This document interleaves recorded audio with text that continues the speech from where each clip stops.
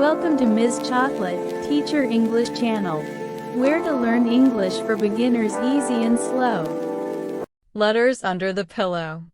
Chapter 1. The Discovery. What if the person you loved the most left behind words you were never meant to see? That was the question I asked myself on a rainy afternoon when I was cleaning my late mother's bedroom. The room was silent, filled with the faint scent of lavender she always kept in little cloth bags under her pillow. As I lifted the pillow to shake the dust, I found a small envelope tucked beneath it. My first thought was simple. Maybe it was a forgotten receipt or a random note. But when I opened it, my heart froze. It wasn't just one letter. There were several, folded neatly, each with my name written on the front in her familiar handwriting. The first one was dated almost 10 years ago. With trembling hands, I unfolded the paper and began to read. My dear child, I don't always say the right words. I don't always know how to guide you. But I want you to know I see you. I see how hard you're trying. And even if I never say it aloud, I am proud of you. Tears blurred my vision. Why had she never given these to me? Why had she hidden them under her pillow? And as I kept reading, I realized these were not just letters. They were pieces of her heart, saved in silence, waiting for a day I was never prepared for. Chapter 2. Memories of Her. The letters pulled me back into memories I had buried deep. I remembered being a little child, sitting at the kitchen table while she prepared breakfast. She always made the same thing: scrambled eggs, toast, and a cup of warm milk. I used to complain, "Mom, why always the same food?" And she would laugh, "Because consistency is love, my dear. You'll understand one day." As I grew older, I noticed how her hands were always busy. Sewing, cooking, folding laundry late into the night. I never thought about how tired she must have been. To me, she was unshakable like a mountain. But the letters showed me the other side. Some days I feel weak, one letter confessed. But when I see her smile, I find strength again. Please don't ever think I am tired of caring for you. You are the reason I keep going. I held that paper tightly, my chest aching with regret. I used to think she nagged too much, cared too much, asked too many questions. Now, every word felt like a gift I had ignored. Chapter 3. Distance and Silence. Life, as it often does, pulled me away. I moved to the city for university. My visits home became fewer. My phone calls shorter. Whenever she asked if I was eating well, if I had enough money, I would respond quickly, "Yes, Mom. I'm fine." I thought she was being overprotective. But in one of the letters, dated during my college years, she wrote, "Sometimes, when the phone rings and it's not you, I feel a little lonely. I know you are busy, and I don't want to disturb you. But I wait, hoping to hear your voice. Even if it's just for a minute." I broke down when I read that.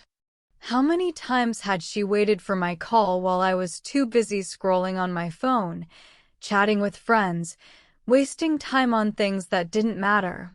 Another letter from the same year said, "If you ever feel far from me, remember this. No distance can erase a mother's love. I keep you in every prayer every night." Distance had not been measured in miles. It had been measured in silence. And I was the one who created it. Chapter 4. The Last Letter. There were 6 letters in total. The final one had no date. It was written shakily, as if her hands were weak. The ink had small smudges, like tears had fallen on it. I unfolded it slowly, my chest heavy with dread. "My dear child, if you are reading this, it means I could not give it to you myself. I want you to know I never wanted to leave you. I wanted to stay, to see your future, to hold your children, to watch you succeed. But life does not always give us what we want. Do not blame yourself. Do not carry guilt. My love for you is endless, and it does not end with my last breath. Please live fully. Be kind. Forgive yourself when you make mistakes. And remember, every night, under this pillow, I prayed for you. I clutched the paper to my chest and sobbed. She had been writing these letters all along, placing them beneath her pillow as if her love could somehow slip into my dreams while I slept. But I had only found them now when she was already gone. That night I lay on her bed, hugging the pillow that once carried her prayers.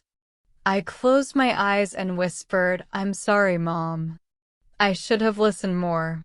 I should have called more. I should have told you I loved you every single day." Chapter 5: A Lesson Too Late. The letters under the pillow became my most precious treasure. I placed them in a box, wrapped carefully as if they were fragile glass. But I also knew they were not just meant for me. They were a lesson, a reminder. Love should never be hidden away, waiting for the right time. Because sometimes the right time never comes. I decided to share my mother's words with others. I read them aloud at her memorial, my voice breaking, but my heart strong. People wept with me, and many of them said afterward, "I will call my mother tonight. I will not wait anymore." That was her final gift. Even in her silence, she was teaching others to love more openly, more urgently. Now, every night, before I sleep, I slide my own letter beneath my pillow. A letter addressed to the future, to my children one day. Because I don't want them to discover my love too late. I want them to know, while I'm still here, that they are my everything. So if you are listening to this story right now, don't wait.